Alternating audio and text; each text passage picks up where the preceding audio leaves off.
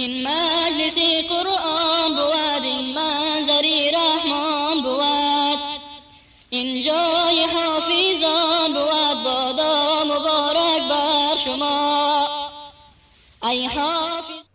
اعوذ بالله من الشیطان الرجیم. بسم الله الرحمن الرحیم. او كالذي مر على قرية وهي خاوية على عروشها قال أنى يحيي هذه الله بعد موتها فأماته الله 100 عام ثم بعثه قال كم لبثت؟ قال لبثت يوما أو بعض يوم قال بل لبثت 100 عام فانظر إلى طعامك وشرابك لم يتسنه وانظر إلى حمارك ولنجعلك آية للناس وانظر إلى العظام كيف ننشزها ثم نكسوها لحما فلما تبين له قال أعلم أن الله على كل شيء قدير. آیت 259. او کالذی یا مثل آن شخصی که مر علی قریة تیر شد برای قریه و شهری و هی خاویتون در حالی که افتیدگی بود علی عروشها به چتهای خود. قال گفت امی شخص انا یحیی چگونه زنده می کند هذه الله امی قریه را الله بعد موتها بعد از مرگش و از بین رفتنش. فاماته الله مرگ آورد الله به بالای ازی 100 عام 100 سال ثم بعثه باز زنده کرد دوباره ای را الله. قال گفت الله کم لبثت چقدر وقت تیر کردی؟ قال گفت ای شخص لبثت یوما او بعض یوم وقت تیر کردیم یک روز یا بعض روز. قال گفت الله بل لبثت 100 عام بلکه وقت تیر کردی 100 سال. فانظر الى حمارک الى طعامک نظر بکو به طرف غذایت و شرابک و به طرف نوشیدنیت لم یتسنه که خراب نشده. وانظر الى حمارک و ببین به طرف خرت ولنجعلک آیتا للناس بخاطر که بگردانیم ما تو را نشانه قدرت از برای همه انسان ها. وانظر الى العظام ببین به طرف استخوان ها کیف ننشزها چگونه بلند میکنیم حرکت میتی میره. ثم نکسوها باز میپوشانی میره لحما گوشت. فلما تبین هر وقتی که واضح شد له از برای از شخص امی دوباره زنده کردن قال گفت اعلم خوب عالم شدم دانستم ان الله که بدون شک الله علی کل شیء قدیر به هر چیز قدرتمند است به این قدرت داره که مرده را دوباره زنده کنه. خب در این آیت الله ما و شما آیت قبلی 257 خواندیم که الله دوست کسایی است که ایمان دارن و اونا را از تاریکی های شک و شبهات به روشنی توحید و اسلام و قرآن بیرون میکنه و هدایتشان میکنه. و کسایی که دوستای کفار هستن اونا را کافرها و طاغوت ها هستن اونا را از روشنی ها و عقیده درست و اسلام و قرآن بیرون میکنن به تاریکی های کفر و شرک. از برای ازی که الله مسلمانان را شک و شبهات بیرون میکند یک مثال قبلی را بیان کرد که ابراهیم علیه السلام مناظره کرد به همراه نمرود پادشاه و در مناظره او را شکست داد و هر مناظره ای که در او هدف اثبات حق باشه ریا نباشه ضد و عناد نباشد این مناظره انبیا است و این قسم مناظره باید صورت بگیره. یکم تو میگه هیچ کسی مناظره نکنه مناظره حق است. بعضی علمایی که به خاطر اثبات حق مناظره کردن اونا راه انبیا را پیش بردن که ابراهیم علیه السلام با نمرود مناظره کرد و در مناظره شکستش داد و حق ثابت شد. در این آیت مثال دوم بیان میکنه که الله دوستای خود از شبهات و شک و شبه بیرون میسازد که یکی از دوستایش عزیر علیه السلام یا حزقیل است. حزقیل نبی پیامبر او به بعث بعد الموت ایمان داشت که الله مرده را دوباره زنده میکنه ولی از این سوال میکنه که یا الله به کدام کیفیت چه قسم است؟ یعنی میخواه علم بالمحسوس علمی که به چشم ما ببینم که مرده چه قسم زنده میشه. الله برش نشان میده که من مرده را این قسم زنده میسازم.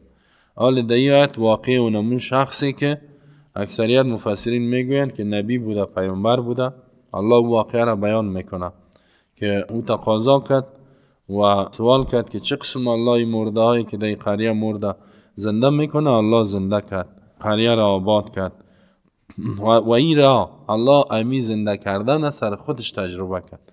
مرگ با بالای خودش آورد. یک خر داشت و خرش هم مرد.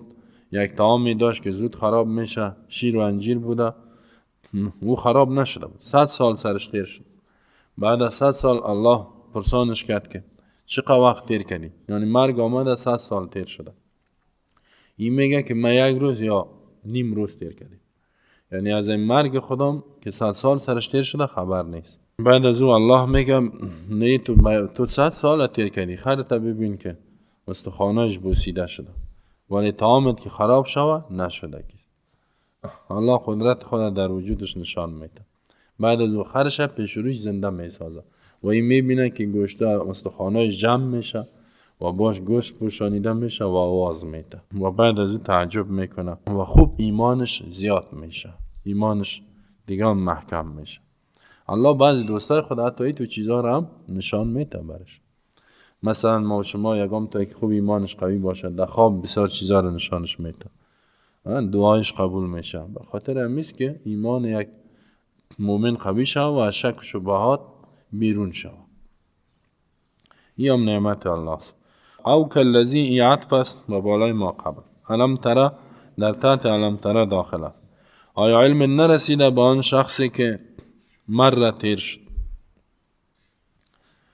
او بر تنویع است او نوع، یعنی دو نوع مثال است از برای دوستای الله. یکی مثال قبلی، دو مثال بعدی. مر مثل آن شخصی که تیر شد علی قریه به قریه.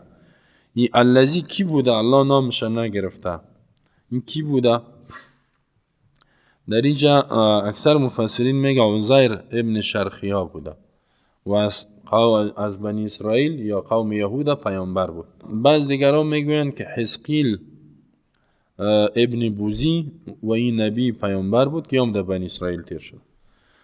و بعض دیگران یک پیامبر دیگر میگن یک شخص دیگر بوده، نامش اربیا بود، اربیا ابن حلقیا. ولی سمعانی میگه که این که عزیر باشه عیسی است، این ترجیح داره. و ابن عاشور میگه که ما وقتی کتابای خود یهود مطالعه کردیم در تورات یا نام از او حزقیل آمده است و بعضی ها حزقیل ترجیح داده. والله علم که عزیر یا حزقیل خب یک کسی بودگیست پیامبر. حتی در پیامبر بودنش هم اختلافه. معتزله اکثریتش میگه که پیامبر نبود بلکه یک شخص کافر بوده. به خاطر که میگه ای سوال کرد که انا یحیی، چگونه الله زنده میکنه؟ یعنی از بعد الموت خب باید یقین باشه، نه یک رکن ایمان است که با دوباره زنده شدن باید مسلمان ایمان داشته باشه. ولی سوال میکنه که یا الله تو چه قسمی مردار زنده میکنی؟ یعنی در این سوال شک بوده. از این فهمیده میشه میگه که پیامبر نبوده. ولی محققین علماء ابن عطیه و غیره سر ازی رد کرده، سر معتزلیا میگه این خود سوال بالمشاهده است و میخواه که علمش زیاد شود. این هدفشی نبود که شک شبه باشه، هدفشی بود که یا الله اینمی زنده را خب میفهمم ولی هم کیفیتش که چه قسمه یک بارگی زنده میشه مرده یا به تدریج زنده میشه، از این کیفیت سوال کردگی. و چون الله با امرش صحبت کرده، الله با امرش گپ میزنه، از این فهمیده میشه که پیامبر هم بوده. و امی از ظاهر آیت امیر فهمیده میشه که انسان نیک بوده و پیامبر بوده، کافر نبوده.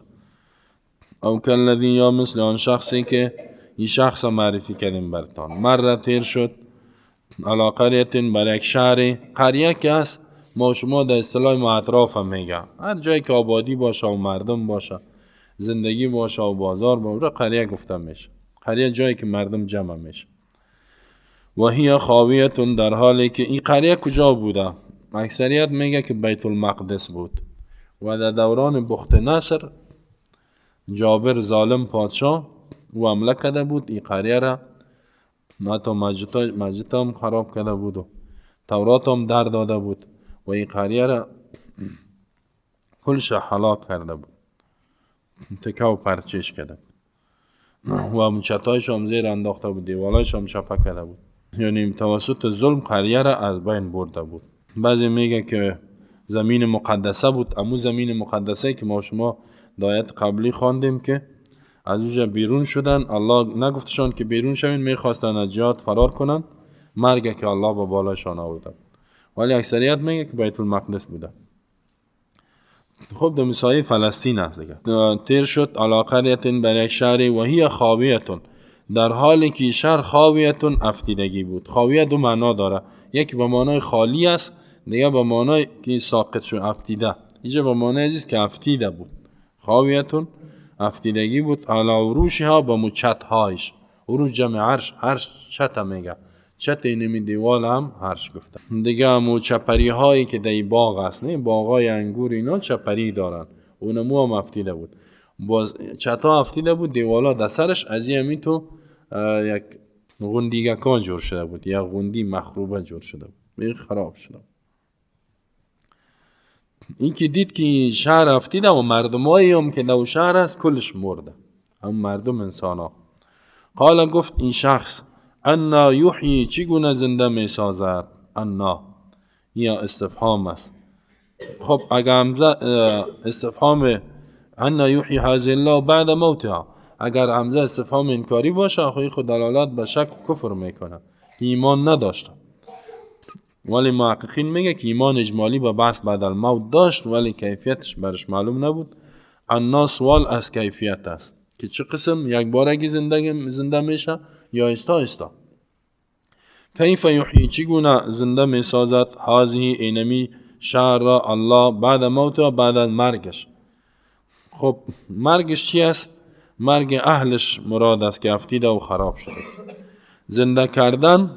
زنده کردن ساکنین، کسایی که سکونت میکنده و شهر متضمن و شامل از او است. چه قسم الله این شهر زنده می سازد؟ یعنی اهلش، چون که می شهر که است آباد توسط مردمش می باشه، که انسان که بود آبادن نبود، نه. یعنی الله این انسان ها را چه قسم زنده می سازد که پس اینا شهر آباد می سازد. این سوال کردگی است. پس سوال استعظام قدرت الله است، یعنی عجیب است قدرت الله میگه که این زنده می سازد. این همزه استفهام انکاری نیست، قسمی که زمخشری و معتزلی میگه. تفسیر کشاف زمخشری اگر که در نحو بسیار عالم است و از علمای متقدمین آمد و اون میگه که از این سوال فهمیده میشه که مسلمان نبوده، بنان غیر اسلام و با بالایش تطبیق کردگی است. فاماته الله 100 عام ثم بعثه. میفهمین که چرا یه گپ میگن؟ ما یک علت امیر پیدا کردم که امی زمخشری میگه که این مسلمان نبوده، بخاطر که دوباره بحث بعد الموت اگه بگوی که این مسلمان نبود، الله چطور خواهی مرده را پیش زنده کرد؟ این میگه مرده را زنده نکرد، این زندگی نبود، این حیات حقیقی نبود، میگه همون تو یک چیز بوده. اینا از معجزات منکر است معتزلیا، اون قسم از شفاعت، از بسیار چیزا. خب یک گروپی هستن که در جمله گمراه و ضالین میان، بعضی تکفیرشان هم کرده، ولی چون که اونا تعویل میکنه، اکثریت اهل سنت و الجماعت اینا را تکفیر نمیکنه، میگه ضال هستن، گمراه هستن، ولی کافر نیستن. چرا؟ به خاطر که از آیات قرآن دیگه اونا استدلال میکنن و تعویل میکنن، پس به اساس تعویل کافر نمیشه. معتزلیا زیاد عقل ترجیح میده، عقل ما چیزی را قبول نکنه. مثلا از عذاب قبر منکر است، میگه به خاطر که عقل ما دیگه نمیرسه که چطور در این قبر الله را جزا میده، عقلی را قبول نمیکنه. وزن اعمال منکره، وزن اعمال می عمل چه قسم وزن میشه؟ عمل خو یک چیزی است که دیده نمیشه، جسم نداره، این تو عقل زیاد می جنگانه، به می خاطر گمراه است. بعدی سو یگپا و قدر چی نداره. فاماته الله، وقتی که سوال کرد الله عالم می خواهد که خوبی دوست الله است، نبی است، پیامبر است، الله می خواهد که در وجود خودش اینمی قدرت خود ثابت بسازد، در وجود خودش، تا اینکه ایمانش قوی شود و یقینی شود. فامات، مرگ آورد الله به می شخص، یعنی میرانیدش، مرگ آورد الله با بالای از این 100 عام 100 سال. مرگ با بالایش آورد، این در سفر روان بود دیگه، از این پسان آیتا فهمیده میشه در سفر روان بود، توشه هم داشت، سر خر بود، خر هم وسیله سفرش بود که میره، مرکبش خر بود. در میران که دید گفت ایرا چه قسم زنده میکنم؟ من تعجب میکنم، یا الله، در دلش شاید امی تیر شده باشه که امی نشان داده شد. الله مرگم با بالایش آورد، امیجا مرد. ثم بعثه، باز زنده گردانی تیرا. سعی کنی این که وقت میمره، سر مفسرین میگه 40 ساله بود، جوان بود. و باز که 100 سال بعد پسان ما شما در این آیت میگه 100 سال بعد الله ای را زنده میکنه. وقتی که زنده میکنی 100 سال بعد نواسایش نگاه مچای ازی کلان شده و صاحب نواسه شده. و این حافظ تورات بود، تورات هم حفظ کرده بود، بعضی علامات داشت، با اونمو علاماتش ایره شناختن. پیش بچه ها ویای خود آمد که نواسایش بیخی پیر شده، خودش جوان است. ثم بعثه، باز الله ای را دوباره زنده کرد. احیاه نمیگه، بعثه میگه. بعثیست که دوباره به عین چیز زنده میسازی. وقتی که دوباره زنده ساختی را، قال گفت الله کم لبسته، چقدر وقت تو تیر کردی. خب این را که زنده میسازد، این میاد، این وقتی که زنده میشه شهر آباد است و مردم های وجود داره. چه قسم آباد است؟ بعضی میگه یک کسی پادشاه فارسی بود به نام لوسک نام داشته. او میاد و آدمیجا خدمت میکنه، این شهر آباد میکنه. 70 سال بعد او این قریه را میگیره، در 30 سال آبادش میکنه. شهر دیگه خوب سرسبز شده و آباد شده و مردماش میگرده ایسویس. این که پس الله زندهش میکنه، خبر نیست که 100 سال مرگ به بالاش آمده. میبینه که کل شهر آباد است، سرسبزی وجود داره. مثل که می کابل میساهر ما در دوران مجاهدین دیدم، از این میسایی پانتون کابل تا می دیمازنگ همی کل می دو طرف همی تو مثل یک دیره همی تو چی واره گلاس هم تو واره. گفته بعضی ها پشم پر نمیزد. یکم تصویراش فعلا است. اون دو وقت آدم میدی تا ایران میمان که چه قسم شهر آباد شد. حالا سر که این سرسبزی و آبادیه. الله می قسم پس او را احیا کرد و مردمایش. خب ایره که زنده ساخت، قال الله سوال میکم لبسته، چقدر وقت تیر کردی؟ چرا این سوال میکنه؟ الله خب میفهمه که چقدر وقت تیر کرده. میخواه که میقتش به خودش نشان بده که بفهمه که ما چقدر وقت تیر کردیم. از پیش خودش سوال میکنه. چقدر مدت و زمانه را تیر کردی در اینجا؟ از امی پیامبر سوال میکنه. بعد از زنده شدنش که مرده بود. قال میگوید، قال گفت امی پیامبر. یعنی سعی کنید قال هر جای که آمد لفظ ماضی است، با معنای گفتن میگوید و بگو. این یار شما فکرتان بگیرین، کم کم عربی را میاد بگیرین. لبست و وقت تیر کردم ما یومن او بعض یوم، یک روز یا بعض روز. اینجا سوال پیدا میشه که این خود دروغ گفت. 100 سال تیر کرده، یک روز چرا گفت؟ جوابش است که با گمان غالب گفت. و انسان با گمانش که یک چیز بیاید و گپا بگوید و در جمله دروغ حساب نمیشه. حتی ما شما در قسم هم خواندیم یمین لغو که یک کسی از آینده قسم میخوره با گمان غالب. در گمانش است که یک کار کردم، یک قسم به الله ما این کار کردیم. پس این گناهگار نمیشه اگر که در گذشته این کار نکرده باشه. فکر میکنه که ما این کار کردیم، یک قسم به الله کردیم، قسم میخوره. پس این در جمله قسم لغو شماریده میشه، به خاطر که با گمان غالب قسم خورده، اگر که خلاف واقع است، یعنی در واقع او چنین نبوده.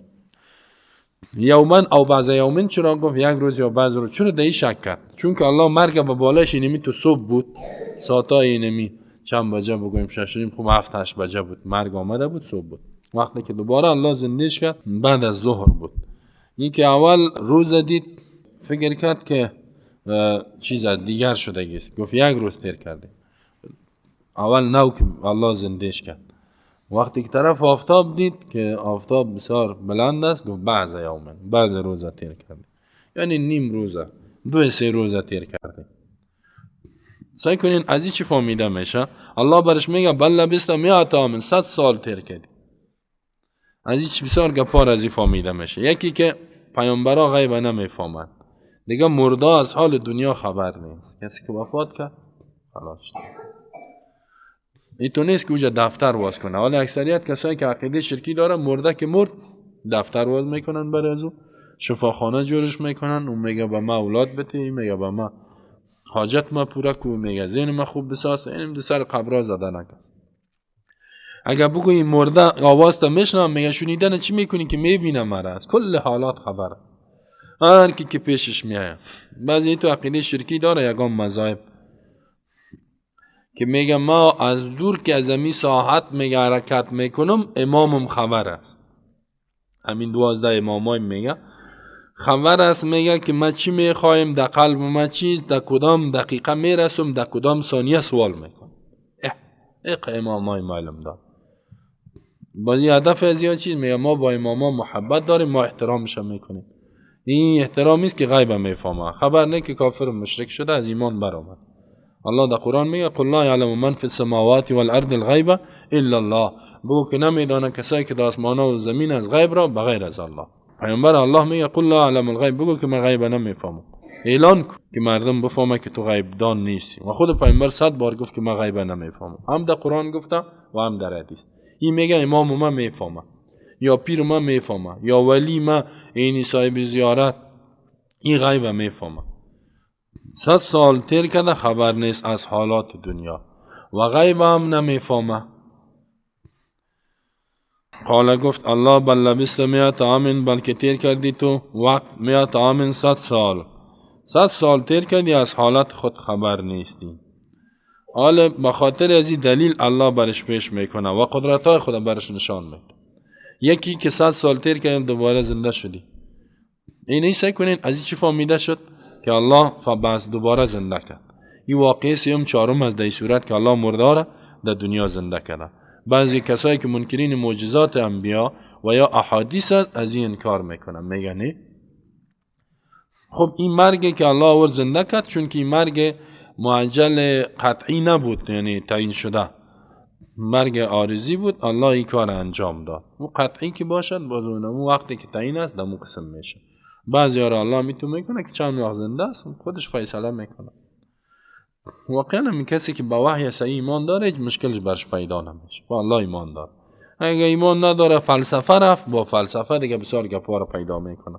قال بل لبست 100 عام فانظر الى طعامك، نظر بکو بیبی با طعامت و شرابک با نوشیدنیت. این از این فهمیده میشه که در سفر روان بود، توشه داره. غذا اکثر مفسرین میگه غذایش همی انجیر بوده، خود انجیر هم غذاییت است هم قوت است.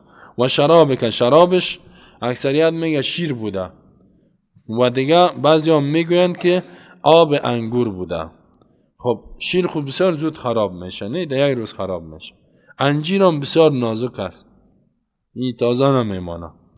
ولی الله سعی کنین که 100 سال سر از چیزی که زود خراب میشه الله میگه لم یتسنه، بیبی بای غذا و شرابت لم یتسنه، خراب نشده. تسنه از این که نحاس میگه یعنی سال سر یک چیز تیر شوه، یعنی سالهای 100 سال که سرش تیر شد، این تو سالی که خرابش کنه خرابش نکرده، سال سرش تیر شده گویا که هیچ سالی سر ازی تیر نشده باشه. همو تو نگاه کن. و این دیگه قدرت الله است که بعضی چیزها را الله بخواد همو تو حفظش میکنه.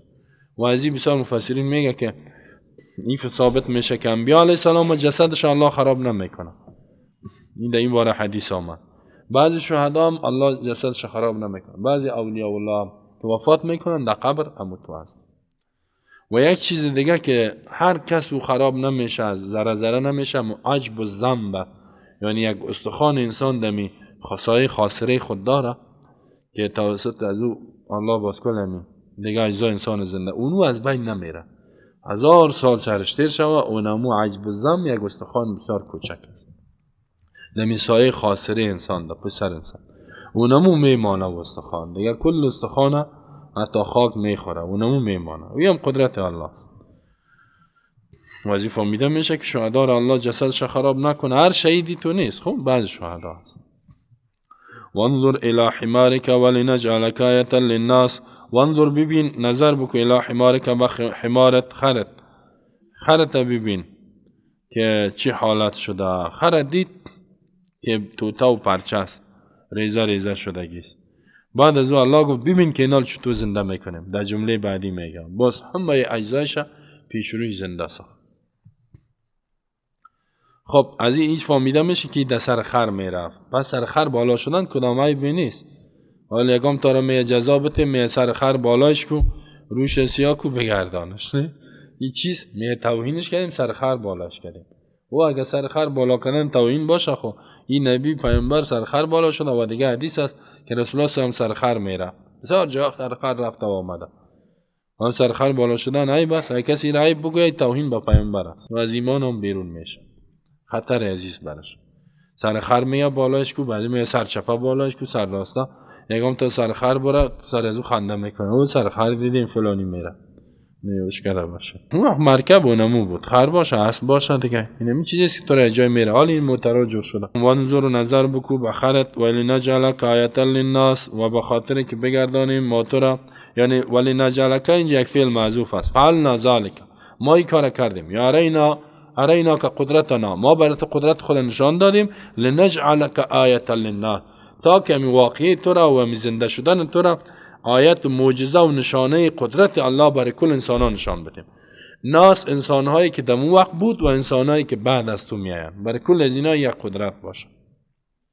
وانظر الی العظام، نظر بکو به طرف استخوانها. امی استخوانهای خر ببین، استخوانهای خر دید که ریزه و پرچه شده، 100 سال سرش تیر شده، ولی استخوانها را الله تو نکرد که تو هر طرف بره، اموشه که تو استخوان حفظش کرد.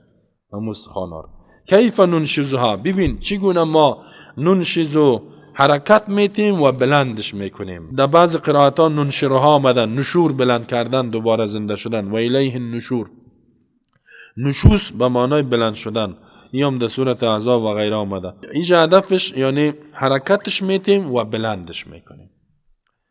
وقتی که دید ثم نکسوها، بعد از این نکسو میپوشانی میره لحمن، گوشت. الله امی طریقه پیدایش انسان مراحلش در سورت مومنین امی قسم آیت 14 بیان میکنه که ما چه قسم میکنیم. تو سعی کنین امی سورت مومنون عین چیز الله گفته، یعنی چه قسمی که شما اول پیدا شدین این امی قسم دوباره شما را ما زنده میسازیم. پاره 18 ولقد خلقنا الانسان، آیت 13 و 14 سعی کن. ولقد خلقنا الانسان من سلالة من طین، بدون شک انسان پیدا کردیم از خلاصه گل، از لب و لبابش. ثم جعلناه نطفة فی قرار مکین، باز گردانیدیم ما انسان نطفه فی قرار، در جای قراری مکین که محفوظ است، یعنی در رحم زن او را پیدا میکنیم. ثم خلقنا النطفة علقة، باز پیدا میکنیم نطفه را، امی قطره آب منی را، علقة خون بسته. فخلقنا العلقة، پس پیدا میکنیم خون بسته را، مضغة توتی گوشت. فخلقنا المضغة عظاما، باز پیدا میکنیم امی توتی گوشت استخوان. بعد از این فکسونا العظام لحما، میپوشانیم استخوان گوشت. اول اونمو به خون تبدیل میشه و توتی گوشت استخوان میشه. بعد از این استخوان قوی شد دوباره سرش الله گوشت میپوشاند. ثم انشأناه خلقا آخر، یک مخلوق جدید ایره پیدا میکنیم. فتبارک الله احسن الخالق. الله میگه می بحث بعد الموت، دوباره زنده شدن امیتوست. اول استخوانا، بعد از او گوشت میپوشانیم. اما قسمی که گوشتش بودگیست، عین کار ما انجام میدیم. عالم علم جدید به جدیدم امیر ثابت کرد که عین چیزی که الله خبر داده 14 قرن پیش، امی کار الله میکند. پس اینجا یک معجزه قرن 21 هم است، این قسم پیدایش. بسیار کافرایی که مسلمان نبودن وقتی که مراحل خلقت انسان دیدن در قرآن و وقتی که خودشان به چشم سر دیدن تعجب کردن و این سبب ایمانشان شد. در اون وقت پیامبر چی میفهمید؟ پیامبر 14 قرن پیش خود به چشم ندیده بود، نه عملیات بود، نه اسباب بود، نه چیزی بود، چه قسم میشه. حالا خب ما این توسط الله و اسباب دیدیم. وانظر الی حمارک وانظر الی العظام کیف ننشزها ثم نکسوها، باز میپوشانی میره لحمن گوشت. هر وقتی که گپا دید خرمی تو جمع شد، گوشتش آواز داد، خیز زد. اوه تعجب کرد. پیشوری فلما تبین، هر وقتی که واضح شد خوب له از برای می پیامبر، قال گفت اعلم و عالم شدم. عالم یعنی فی الحال و در آینه. فعلا خوب دانستم ان الله علی کل شیء قدیر، که بدون شک الله به هر چیز قدرتمند است و صاحب قدرت و نیرو است و میتونه که مردار زنده کنه. سکن الله بسیار مردار در دنیا هم زنده کرده. خوب بعد از اینکه آدم ببینه خواهد ایمان میاره. اگه الله فعلا همین کارا بکنه، کسایی که منکر بحث بعد الموت است کلش ایمان میاره. زیرا بچش مگر یگام تایی که زدی و انادی باشه، یگام زدی و انادی اگه مردار هم برای زنده کنی ایمان نمیاره. نه میگم کسی که کار کنه میگه این سحر بوده، جادو چشمایم باشه، چشمای من کار میکنه، چرا چشمای من تو شد؟ بازم میگم ولو ردوا لعاد و اگر در دنیا بیان باز هم همون کار میکنن. و از قال ابراهیم رب ارینی کیف تحیی الموتا. پس از این واقعه را که شما سرش فکر کنین بسیار عبرتا بسیار مسائل دایی است. ما بعدش تو دیگه در جریان تفسیر بیان کنیم. و از قال ابراهیم وقتی که گفت ابراهیم علیه السلام رب رب خالق ارینی نشان بده به ما کیف تحیی الموتا چگونه زندگی میسازی مرده ها را، یعنی بچشم به من نشان بده چند مرده را پیش ما زنده کن. قال گفت الله ولم تؤمن آیا ایمان نداری که من مرده را زنده میسازم؟ قال گفت ابراهیم علیه السلام بلا بله دارم. خیلی چرا سوال میکنی؟ ولکن لیطمئن قلبی لیکن تا اینکه مطمئن شود و زیاد شود قلب ما ایمانش خوب اطمینان ایمان قلب من زیاد شود به این خاطر سوال میکنم.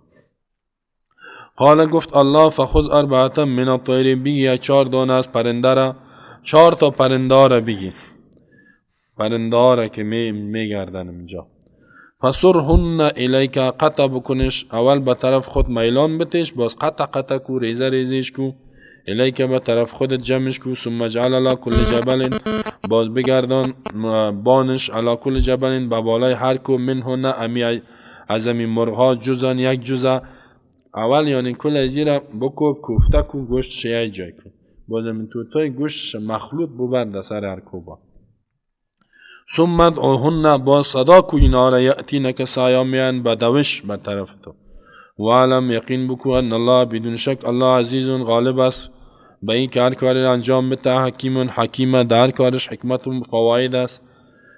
در این آیت الله دیگه واقع زنده کردن مرده ها را میگه. این پنجم واقعه اونی است که الله مرده ها را پرنده ها را زنده میکنه و با پیامبر دیگه خود نشان میده با خاطر که ایمان پیامبر قوی شود. ابراهیم علیه السلام از الله سوال کرد که یا الله این مرده ها را به کدام کیفیت زنده میکنید؟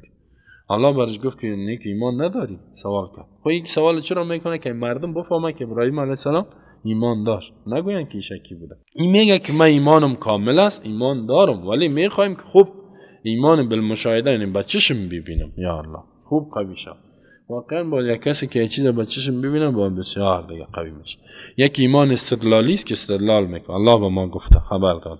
یک ایمان بالمشاهده است واقعا که بسیار فرق داره. یک کسی میگه نه امیال ما شما به جنت ایمان داریم نه به جهنم ولی به اون درجه که ببینیم نیست. والله اگر ما شما را الله جنت نشان بده ببینیم اون نعمتایش و جهنم اوهو بی که مال و جان ما درای الله می باشه یعنی یک پیدا کنیم درای الله می چه قسم تلاش میکنیم آنچنان مبارزه میکنیم که په خوای ما میپره خو ما دیگه خو نمیه بسیار کم خواب میه اید تو میدویم نامش اعمال خیر است انجام میده.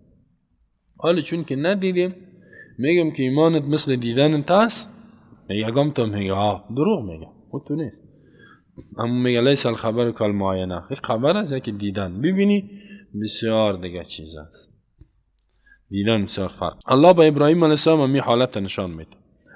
و از قال وقتی که گفت ابراهیم علیه السلام از برای رب خود ای رب سوال کرد یک دعای دیگه میخواد ای رب ای پروردگار ای معبود ای خالق ارینی نشان بده به ما. این مثال دیگه است که الله دوستای خود گفتیم از شبهات و شک میخواد به ایمان با یقین کامل. کیف تحیی الموتا چگونه زندگی میسازی؟ سکن در اینجا یعنی در فرق دوجا او آدم سوال کرد آدم و زهر علیه السلام آدم نیک که انا یحیی چگونه زنده می اینجا کیف را مشخص چگونه تحیی زنده میسازی تو ای الله تحیی خطاب است مخاطب مفرد که الله است غایب نیست.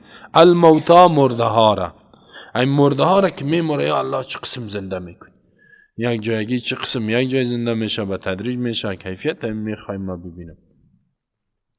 قال گفت الله خب یکی سوال هم میکرد که این سوال از این بود اینجا ترقی است که می اجزای مرده که در دیگه داخل میشه ای چطور میشه یا یکم تا میگه انسان شیر میخوره نه خب گوشت ازی خود در گوشت شیر گرد میشه گوشتش نه خون میشه و میره در اجزای شیر تبدیل میشه یا در اجزای پلنگ تبدیل میشه.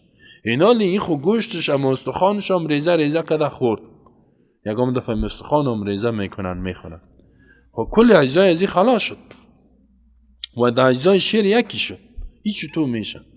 ایرم الله زنده کرده میتونه یکم تا می سوالم بله الله مامور بزنم همون در معیزه جدایش میکنه پس از همون تو جدا میکنه همون قسم پس زندش به این قسمی که هست به این چیز.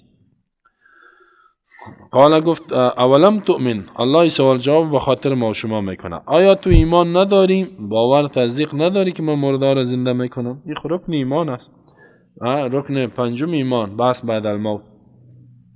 قال گفت ابراهیم علیه السلام بله دارم من ایمان، حق است، ولکن خود چرا سوال میکنی؟ ولکن به خاطر سوال کردیم یا الله لیطمئن قلبی، تا که مطمئن شوه قلب ما.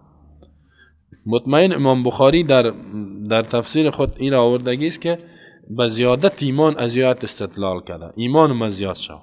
قتاده هم میگه که ایمان دارم ولی میخوایم زیاد شود، و همین قسم مجاهد و بسیار مفسرین دیگه میگن اطمینان قلب به معنای زیادت ایمان، خوب ایمان زیاد شود، قلب ما مطمئن شود. تمانیه دو قسمه، یکی در ارکان نماز است، یکی هم در قلب است. تمانیه قلب یعنی ایمان که خوب پخته و قوی زیاد شود، و تمانیه در تعدیل ارکانی که نماز صحیح بخوانی.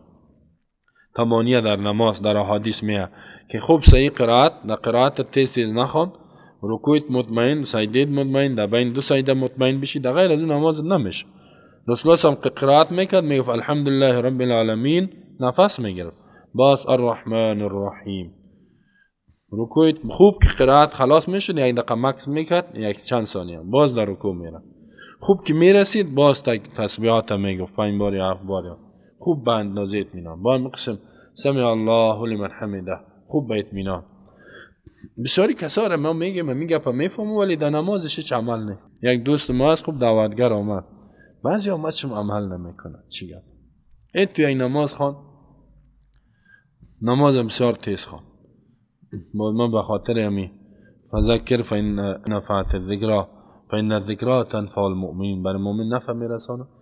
دستش گرفتم گفتم نماز قسمی خواندی دیگه فلانی صاحب که قم فصلی فإنک لم تصلی، در این درجه بود که استاد شو نماز بخوان، زیرا تو نماز نخواندی. تیز نماز خواندن نماز تا نمیشه، فهمیدین؟ می اطفال شما را میگم، شما هم تو یکم دفعه تیز کلم میزنید نمیشه نماز. اگه تیز شد دوباره بخوانی، کسی دوباره تیز خوانه یکم دفعه شیطان همی تو میکنه. همی استاد شد، ما همی الحمدلله را خلاص نکردم، یک سوره را خوان، نماز دیگر بود، سوره را هم کتیش خوان. وقتی که در 2 رکعت دیگه صرف سوره فاتحه خوانده میشه، حتی فرض در 4 رکعت سوره فاتحه را بخوان.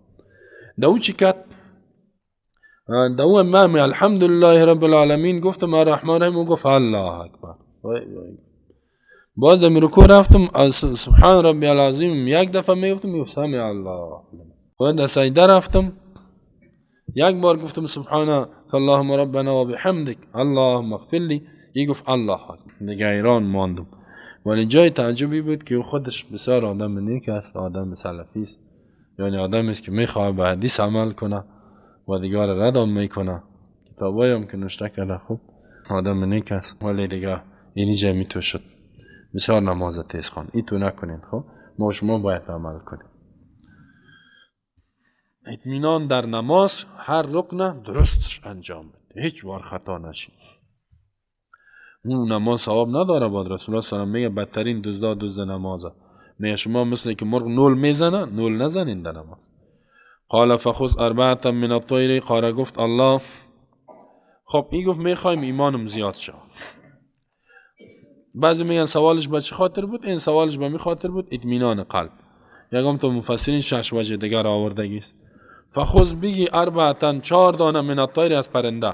این پرنده چی بود؟ اکثر مفسرین میگه یکیش خروس بود، دیگهش طاووس بود، دیگهش زاغ بود و دیگهش هم کفتر بود. چرا این 4 دانه پرنده را الله 4 تا را تعدادش تعیین کرد ولی نگفت، مشخصش نکرد، مشخصش دیگه بیان کرده. چرا پرنده مرغ؟ چرا؟ به خاطر مرغ که شهوتی است، یعنی صفت در انسان آمد. بسیار همی خروس ببینی اما کیانه نه، هر طرف که گیر کرد یک بالایش میشه، هر طرف بسیار شهوتش بالا. و طاووس که بسیار متکبر، زیبایی داره، نه بسیار زیباست طاووس، و زیبایی از او را متکبر ساخت. بعض انسان ها تکبر هم داره. زاغ که بسیار حریص است، میگرده پشت می خوراک میگرده، حریصه. بعض انسان ها هم قسمه 24 ساعت فکر شکم داره، شب که خود میسوب چی بخوریم، چاش چی بخوریم، میگا چی بخوریم، همیشه در خوراک فکر میکنه. ای تو باشه، او باشه، ای باشه، ای هم حرص است. ای در اسلام رد شده. رسول الله صلی الله علیه و نمیگفت که چای صبح چی بیاریم. ما شما دیگه ای تو یک حالت جور کردیم، نه چی میخوری؟ حتی پرسان میکرد در خانه نان نیست، میگفت نه، میگفت من روزدار است. نمیگفت چرا دیگ نکردی؟ ما شما دیگ نباشه و چه حالا میپرتیم. یک روز من چون به می بچه ها اطفال دیگ بود یا نبود، قال مقال 32 نفر از دیگ مانده. گفت چی حال است؟ حال 32 نفر خو یک پیاله چای برش بده دیگه، یک روز چای بخوره، یک روز یک چیز دیگه بخوره. ای تو تربیت داری، همیشه گوشت پلو میتی. یکی میگم یا مبارزین باشن، حال مبارز باشه خب بیگم سختی هم میار عادت بده. همیشه گوشت پلو بخوره با تو سر از این مبارزه میکنی؟ توبه. این میگه مال پلو خبیرم میخوایم، نگم تو میگم این نان از یا باید بسیار قوی باشه، ای باشه. نه خود ما شما باید خدا عادت بتیم، فامیل خدا عادت بتیم. چای خالی بخوی یک روز. او چای خالی ده عمرم ما چای خالی. اگم فامیلا چی میگه؟ ده عمرم اولادایم چای خالی نخوردن و این افتخار میکنه. ما تو آدمایی نیستیم چای خالی. اون خود دیگه مردم هست. حریص نباشیم ما. و بعض انسان ها حریصن. و کفتر که از غفلت داره، همین تو چشمایش پت میباشه و در غفلت میباشه. الله گفت همین 4 تا پرنده که صفات چیزا هم یار زفت بگی 4 دانه را، این 4 دانه را گرفت چی کنشان؟ فسرهن الیک. یکی سرهن است، یکی سرهن. سر به معنای قطع، در معنای قطع صریح. سرهن اهل لغت میگه که هم قطع است هم میلان، یعنی اول آموختهشان که میلان بده که بیان نزدیکت شون، جمعشان کن. شاید وقت گرفته با که جمع کرد عادتشان بده، باز قطعشان بکن و قطع که کردی خوب کوفته ریزه ریزه یکش گوشه که دیگهش گرد کن که برد معلوم شد. ثم اجعل على كل جبل منهن، باز بگردان به هر یکی از این کوه، منهن از اینمی پرنده جزءا یک حصه. کوها اینطوری که کل کوها همون 4 طرفش کوه بود، یک طرفی یک طرف دمی کوها یا روان. کوها به خاطر که پرنده در کوها و یا دیگه که ببینی که از طرف کوه حرکت کرده میانه تو در زیر استی و در کوست، یک دفعه که الله زندهش کرد تمی تو پرواز کرده میانه استی به طرفش ببینی. جزءا اجزای. ثم ادعوهن، باز آوازشان کو، به معنای نداست. اینجا به معنای دعا غیر الله نیست که یار صدا کو دعوجاتت.